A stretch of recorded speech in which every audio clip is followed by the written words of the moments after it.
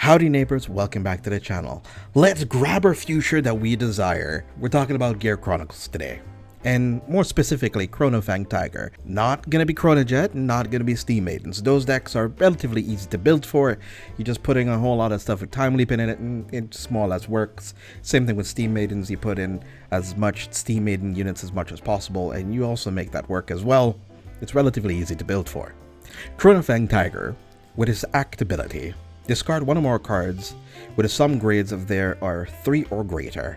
Search up your deck for one grade 4 card and write it as stand. Shuffle your deck. At the end of turn, choose a grade 3 card from your soul and write it as rest. Getting yourself 2 markers in the process with 1 ride? Fantastic. When this card is ruled upon by Chrono Tiger Rebellion, discard a card from your hand. Choose one of your Vanguard, it gets +1 crit and 1 drive check until end of turn. Pairing it up with the Chrono Tiger Rebellion, when this card attacks, activate all effects according to the amount of cards that you have in your hand. If you have 5 or less cards, choose 2 of your opponent's front row rear guards and retire them. If you have 3 or less cards, 3 of your front row units gets +10k power. If you also happen to have 1 or less cards in your hand, turn all of the damage zone that you have face down, and this unit gets continuous. All of your opponent's guardians get -5k shield until the end of turn. Very annoying ability to deal with. For our next grade 4, we have Interdimensional Dragon, Chronos Command Dragon. When this unit is placed on Vanguard Circle, Counterblast 1, Soul Blast 1, discard a card from your hand. Put all of your rear guards to the bottom of your deck in any order. Look at 5 cards from the top of your deck and choose any number of cards from among them. Call them the rear guard circle and then shuffle your deck. When this unit hits a Vanguard, your opponent puts all of their rear guards to the bottom of your deck in any order. One thing to note, this effect does not target, so putting all of the cards means it gets around resist. For our last grade 3/grade 4 lineup, Chrono Jet Dragon for History Stride. Little bit of removal, double force markers, always a good deal. Now for our grade 2 lineup, we have Steam Knight Calibum. At the end of battle that this unit attacks, Counterblast 1 and bind this unit. Choose any player's rear guard and put it to the bottom of their deck. If a grade 2 or greater card was put to the bottom of the deck, then choose one normal unit from your drop zone with grade equal to that card's grade -1, put it into your hand. If a grade 1 or less was put to the bottom of your deck, draw a card and gotta charge 1. A little bit of extra time leap as well with History Maker Dragon. Counterblast 1, choose one of your rear guards, one of your other rear guards, and time leap it, meaning that you bind it face up and then you choose a grade greater than that unit and you call it from your deck to rear guard circle. At the end of turn, it goes back into deck, and then you call the bind card.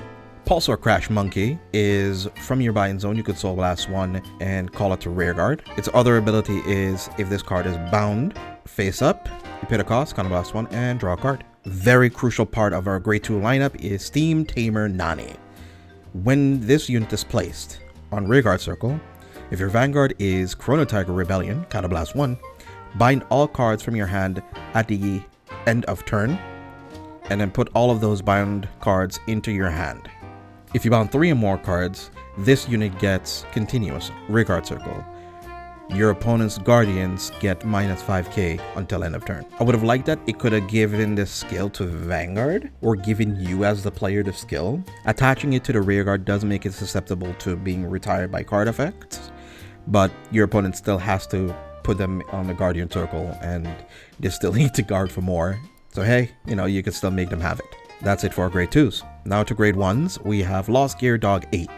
When this card is placed from hand, Vanguard Circle, Rear Guard Circle, reveal a grade 3 or greater from your hand, and we do play some grade 4s, and obviously a decent amount of grade 3s as targets.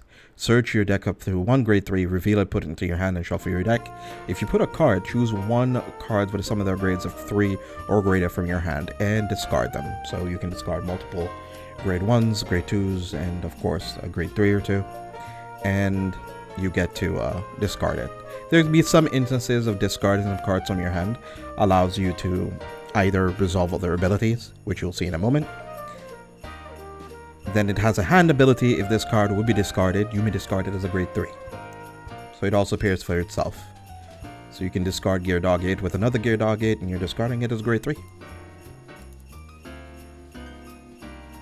Chronotooth Tigar has 2 awesome abilities. At the beginning of your right phase, you draw a card. So you write on your starter, then you have the beginning of your right phase, you draw a card. When this card is discarded from your hand during your turn, you Counterblast 1, draw a card, and you call this the Vanguard Circle as rest. As you notice, we tend to discard a decent amount of cards from our hand in this deck, so having our grade 1s being as follow-up utility pieces for us is always a good deal. Steam Maiden Ribble. When this card is discarded from your hand during your turn, so blast 1, call this the Vanguard Circle, and this unit gets plus 5k until the end of turn. Put a normal unit from your drop zone to the bottom of your deck and draw a card. Of course, since we're discarding a decent amount of our cards, you're worried about how do we ever get those cards back. Well, Ribble is one of them. We also have some other cards that can do that too. Like this one, Pulsar Tamer Helgard. Continuous. If you have a grade 4 Vanguard, which being on Stride and also being on a grade 4 from our deck targets is valid for this skill activation. Act. Vanguard Circle. So blast 1. Put this unit to the bottom of your deck. Choose a card from your drop zone. Can also be a trigger. Put it into the bottom of your deck and countercharge 1. When this is placed on Vanguard Circle, you may soul charge 1. This is a GB ability, however, so you do need to be have at least 1 card face up in your G zone to activate it. It's gonna resolve it. The first skill you don't, second skill you do. Then for normal units, we have Chrono Tigar, of course. It's gotta finish up the ride line. Then we have the yellow overtrigger, allowing you to retire your opponent's guardians and draw cards equal to the amount of open circles that your opponent controls. But keep in mind, you need to draw first, retire guardians after, which is darn, you wish you could be able to do the other way around. Like resolve it after the fact, but sadly enough, it doesn't work that way. Further trigger lineup, we have Heart Thump Worker, works best with Chronojet, and we do have it in our deck, but I think it's also a really good trigger to have in this deck. Any premium deck, to be honest, being able to draw a card defensively is always good, because you can end up drawing into a Sentinel or Elementaria or G-Guard. So running these triggers, I feel, is almost like an auto include. Some decks don't need it, but I think people should be running some. For our heal triggers, we have Chromo Medical Hamster. This is a counter charge heal trigger by binding itself, plus another heal trigger from our drop zone. You can counter charge 1 or soul charge 1. You don't really need that much soul in this archetype. As you noticed, like with Chrono Tigar, with History Maker, Calibum, and other effects do need a little bit of Counterblast, so you do need to be careful. We get some counter charge with Helgard, but having more ways of getting counter charge is always acceptable. And further, our heal triggers is Time Tracking Dragon, is our heal guardian, of course, to protect us in the early game. Steam Guard Callista is our Sentinel that we're running. Strike Crit is Steam Engineer Abazu. From hand, when you want to strike for the turn, you discard it as a grade 3. Then for other further counter charge, as you noticed, very CB hungry as a deck. Pulsar Bombard Hog, you bind this face up from Rearguard Circle to counter charge 1. Then for our last card in our deck, we are running Elementaria Sanctitude as the last Sentinel. And then off to the G Zone. Harmonics Messiah, essential staple, Guardian Ticket, gives you a damage, a Loxy unit, very good card. Our History Stride is Interdimensional Dragon, Lost Age Dragon, having the G-Zone ability, discard grade 3, write it, stride it face up. You do get 2 force markers if you've not seen or used any force markers during that game. The force marker type that we will want to go to in this deck is dependent on what your taste is. I am partial to Force 1 since we have more ways of getting crits in this deck, especially with Chrono Tiger. It's very easy to get crits.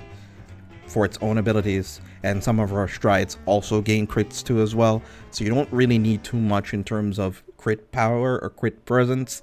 I feel like just power itself to get over very high shield value is more important. Its on-hit abilities, you choose one of your opponent's rear guards to send it to bottom deck, and the hit ability always hits. Highbrow Steam Shilishma, with her other ability, Vanguard Circle once per turn. When this unit attacks, bind a front or rear guard and turn a card from your G-Zone face up. You have to have at least one rear guard, else you can't use the effect. Choose up to 2 cards from your bind zone, call them the rear guard circle, then all of your front row units gets plus 10k until end of turn. Then her G-Zone ability, at the end of battle your grade 3 rear guards attack. If this card is face up, Soul Blast 1, bind that unit and call this card to rear guard circle. You can time leap into our grade 3s really easily with History Maker by targeting one of your other grade 2s. Into the Dimensional Dragon, Grog Dragon, with their ability of end of battle at this unit attack, counterblast 1, bind 4 of your rear guards, put this unit into your G-Zone face up, search your deck up to one of your grade 3 or greater cards and write it as stands. So you can choose your Chronos Rebellion and write it. And it gets drive -1 until end of turn. And shuffle your deck. Chrono Tiger Gear Flare, with its act ability of once per turn, Soul Blast 1, choose a face down card with the same name as this unit, turn it face up. If you have a heart with Gear Beast, choose any number of your opponent's rear guards with some of their grades being less or equal to the number of cards in your bind zone, and your opponent puts them to the bottom of their deck in any order. If the number of cards in your bind zone is 5 or more, this unit gets plus 10k. If it is 7 or more, it gets plus 1 critical, and if it's 9 or more, it gets 1 drive check extra. So one thing to note, our Chronofang Tiger is a Gear Beast, and Chrono Tiger Rebellion is also a Gear Beast, so it's a racial trait, so that's the only thing you need to really care about. Chrono Tiger Rebellion, with a continuous ability, this unit gets plus 5k for every 2 cards in your bind zone. Auto ability, Vanguard Circle, GB2, Soul Blast 1. Choose a face down card named with Rebellion in your G-Zone and turn it face up.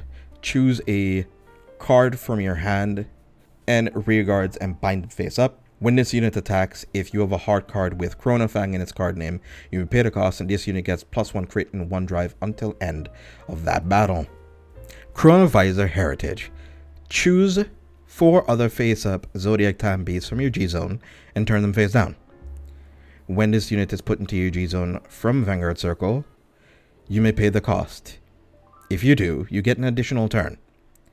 Skip the right phase of that additional turn, and at the beginning of the main phase, stride this card on your Vanguard. So since we have Chrono Tiger Rebellion is a ZTB, our Chrono Tiger Gear Flare is a ZTB, and this G-Guard is also a ZTB, you can kind of cheese your opponent out with this relatively easy. Pulsar Saver Lishu as our G-Guard while we're here. Soul Blast 1. When this unit is placed on Guardian Circle, if the number of cards in your bind zone is 1 or more, you pay the cost if you do. Until the end of that battle, this unit gets 5k. If it's 5 or more, it gets an additional 15.